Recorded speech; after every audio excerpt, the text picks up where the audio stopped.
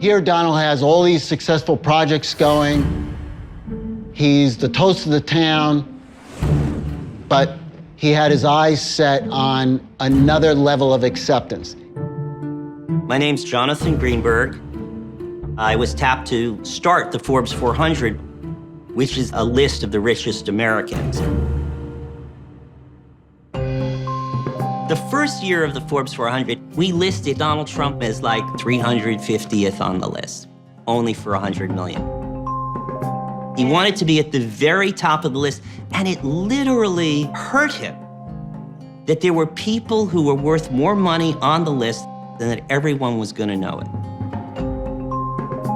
I'm there at my desk, and the receptionist at Forbes called me, Jonathan, Roy Cohn on the phone. He said, I understand you're doing this list of rich people, and Donnie's asked me to give you a call because it seems like you don't have the right information. What do you think of his net worth I now, think son? a little over 700 million. And the last time, I forget what they printed, something like 200 million or 300 million. And one of the banks called up and started griping about it. What would you base that on? The Trump Tower has been going like a house of fire, and the profits on that are much higher than had been anticipated. And so in the second year of the Forbes 400, I upped his net worth to $200 million. And then in May of 1984, I was doing the Forbes 400 once again. I received a call from John Barron, the Vice President of Finance for the Trump Organization. Mr. Trump, he's got tremendous cash and tremendous cash flow. In 2 years, I mean, I know what he's going to buy up everybody's buildings for 30-cent dollars. And that's been his secret. Right. You could take one building is worth more than what you had as the net worth, and it just never made sense. Okay, what's your first name, Danny?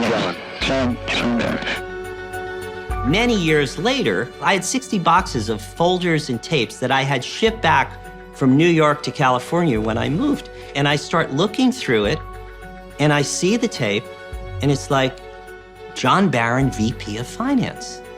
I never even remembered that I interviewed John Barron. And I said, I've got to listen to this tape. The reason that Trump made all his money is that what he did is he took buildings, and instead of selling them, as a building, he took chunks out of the building in the form of condominium units and sold them for the highest prices ever attained. I realized that I had been conned. John Barron was Donald Trump, and I never knew it. What really shocked me was how calculated and deliberate the deception was. There's so much exaggeration that you don't know which are the lies and which are true. And in fact, what's interesting about it, acting as John Barron off the record, he feels that he could speak candidly about how he really feels about his father. We're working on a short profile of Fred Trump, the businessman, Donald Trump's father. Fine, he's a great guy. He also has a great liking for his son, I guess. Does that come through? Or Oh, yeah. They have a very extraordinary relationship, which is nice because you and I and a lot of people have seen where there's a jealousy on behalf of a son or a father or whatever, and it's a disaster. They have an incredible relationship. And I can tell you, because, I've seen it for a long time, it was not an easy thing initially. Fred Trump is not exactly what you call, he's a very strong man, as I'm sure you've got. Yeah, that is what we've got. And breaking through that mold and then even surpassing it was not like, you just happened to surpass it. It was just a very, it was a struggle. A friendly struggle, but a very strong struggle.